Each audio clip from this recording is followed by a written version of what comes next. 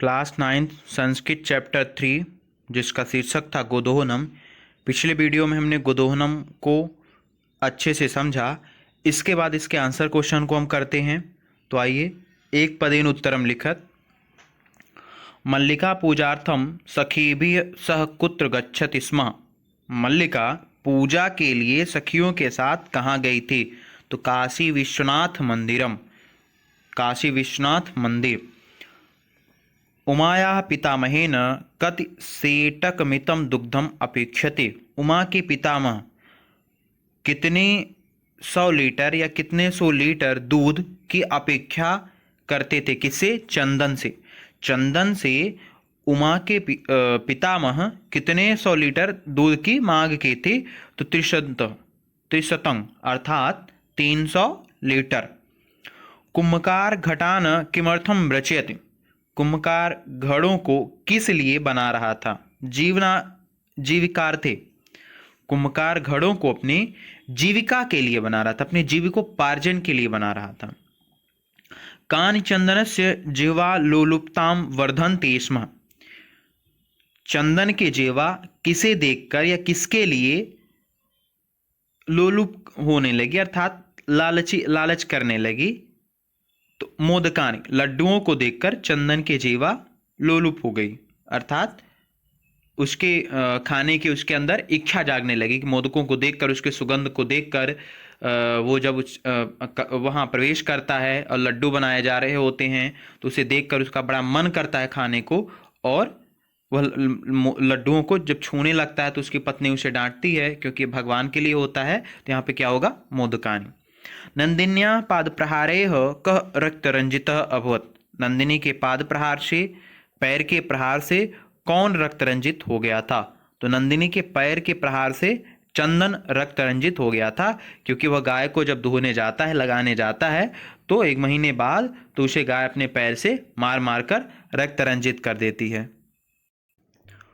पूर्ण वाक्येन उत्तरम लिखत। एक वाक्य में या पूर्ण वाक्य में आंसर को आपको लिखना है।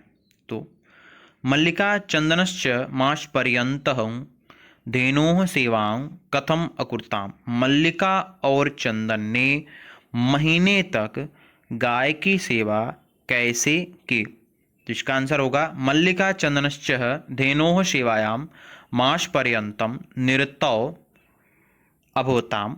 अस्मिन् क्रमे घासादिकं गुडादिकं च अभोजताम्।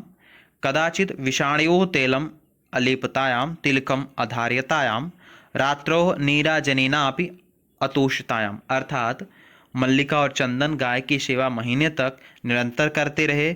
इस क्रम में उन्होंने उसे घास गुड़ आदि का भोजन कराया। कभी कभी उसके सींग पर विषाणु अर्थात सींग पर उसे तेल लगाया और तिलक धारण करके रात में आरती आदि करके उसको संतुष्ट करते थे। कालः कस्य रसम पिबति। काल कैसा रस पीता है? क्षिप्रम अक्रियमाणस्य आदानस्य प्रदानस्य कर्तव्यस्य च कर्मणः तदृशं कालः पिबति। Question number 3। घटमूल्यार्थम यदा मल्लिका स्वभूषणं दातुं प्रयतते तदा कुम्भकारः किं वदति। जब घड़ी के मूल्य के लिए मल्लिका अपने आभूषण देने लगती है तो कुंभकार क्या बोलता है? इसका उत्तर होगा घटमूल्यार्थम यदा मल्लिका स्वभूषणं दातुं प्रयतते तदा कुंभकारः वदति पुत्रिके नाहं पापकर्म करोमि कथमपि नेच्छामि त्वाम् आभूषण विहीना कर्तुं नेतुं यथाभिलाषितान् घटान् दुग्धं विक्रीय एव घटमूल्यं ददात्। मेरी इच्छा तुम्हें आभूषण विहीन करने की कोई भी नहीं है। जब ये घड़े बिक्री हो जाएंगे, अर्थात दूध, घड़े के स्थान पर दूध, तो जब यह दूध बिक्री हो जाएगा तब उसका घड़ों का मूल्य मुझे दे देना। मल्लिकया किं दृष्ट्वा धेनोः ताडनस्य वास्तविक कारणं जातम्। मल्लिका क्या देखकर धेनु के ताड़न की वास्तविक कारण जानती है? इसका उत्तर होगा मल्लिका धेनुं दोग्धुं प्रयातत। मल्लिका गाय को दूहने का प्रयास करती है, परंतु सा अपश्यत, वह देखती है यत मास पर्यंतम धेनुः दोहनम न करोत् तेन सा पीड़ाम अनुभवति स्म इति मल्लिका धेनुः ताड़नस्य वास्तविक कारणम जातम। अर्थात जब वो गाय को दोहने का प्रयास करती है तो वो देखती है कि महीने के अंत तक गाय के दूध को नहीं निकाला गया है, इसलिए गाय पीड़ा अनुभव कर रही है। यही उसका वास्तविक कारण था। नेक्स्ट क्वेश्चन, मास पर्यंतम धेनोः अदोहनस्य किम कारणमासीत्? महीने के अंत में गाय के दोहन का क्या कारण था? तो ग्राम प्रमुखस्य गृहे मासान्ते उत्सवार्थम दुग्धम आवश्यकम अस्ति। गांव के प्रमुख के यहाँ महीने के अंत में उत्सव के लिए दूध की आवश्यकता थी।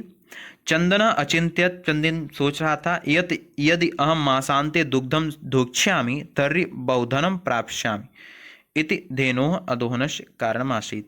दूध की डिमांड के कारण या दूध की मांग के कारण, गांव के प्रमुख के यहाँ दूध की 300 लीटर दूध की मांग थी, इसके कारण से वह गाय के दूध का दोहन नहीं कर रहा था।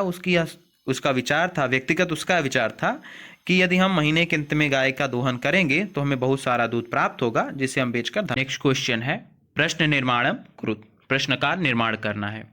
मल्लिका सखीभिः सह धर्मयात्रायै गच्छति स्म। मल्लिका सखियों के साथ धर्म यात्रा के लिए गई थी। तो इसका प्रश्न निर्माण करेंगे। सखी भी, तो सखी भी स्त्रीलिंग तृतीया विभक्ति बहुवचन है, तो इसके स्थान पर सखी भी के स्थान पर, सखी भी की जगह पर क्या हो जाएगा? यहाँ पे का भी है।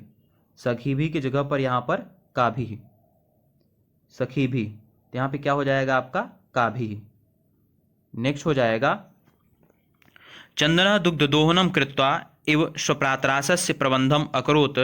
चंदन दुग्ध दोहन के कर स्वप्रातरासस्य अपने सुबह के नाश्ते का प्रबंध करने लगा। स्वप्रातरासस्य यहाँ पे मुख्य शब्द है आपका स्वप्रातरासस्य। तो स्वप्रातरासस्य, स्वप्रातरासस्य षष्ठी विभक्ति एक वचन है, तो यहाँ पे हो जाएगा क्या? कस्य, कस्य, कस्य।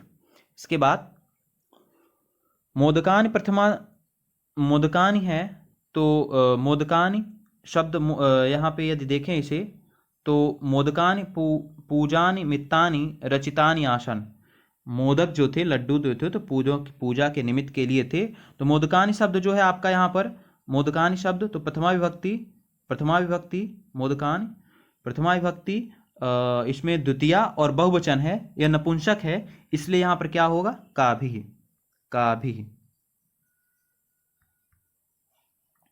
नेक्स्ट है आपका, मल्लिका स्वपतिम चतुर्थमम मन्यते। मल्लिका अपने पति को चतुर मान रही है। तो चतुर्थमम मुख्य शब्द यहाँ पर है, मुख्य शब्द यहाँ पर चतुर्थमम है, तो चतुर्थमम, चतुर्थमम यहाँ पे विशेषण है, तो इसका क्या हो जाएगा? कीदृशम, कीदृशम, कीदृशम, कीदृशम।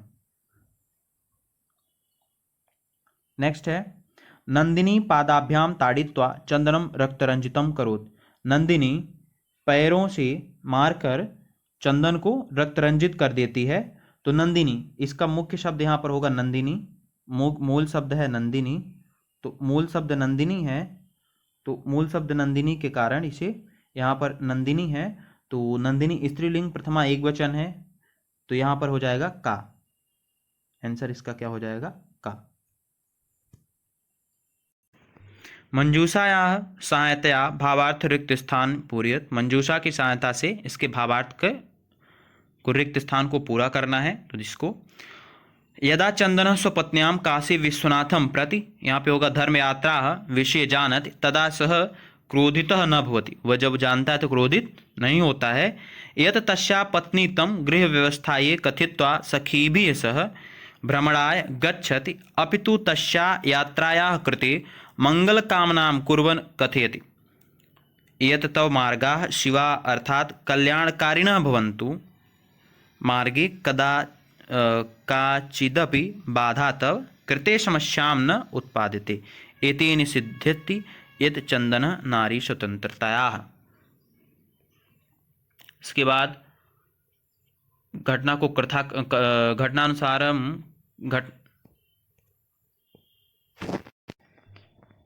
इसके बाद कथाक्रम में संयोजन है, तो घटनानुसारम या घटनाक्रमानुसारम लिखत।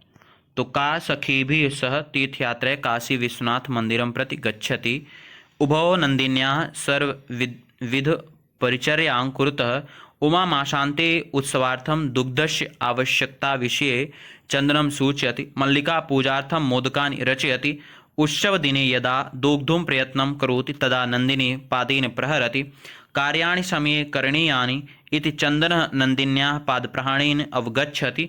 चन्दनः उत्सवसमये अधिकं दुग्धं प्राप्तुं मासपर्यन्तं दोहनं न करोति। चन्दनस्य पत्नी तीर्थयात्रा समाप्य गृहं प्रत्यागच्छति। तो इसको पाठ के क्रम के आधार पर हम इसे लिखेंगे जिस तरह से पाठ में हमने पढ़ा है चैप्टर में। तो पहला क्या हो जाएगा, मल्लिका पूजार्थम मोदकानि रचयति। सेकंड, सा सखीभिः सह तीर्थयात्राय काशी विश्वनाथ मंदिरं प्रति गच्छति। थर्ड, उमा मासान्ते उत्सवार्थम दुग्धस्य आवश्यकता विषये चंदनम सूचयति।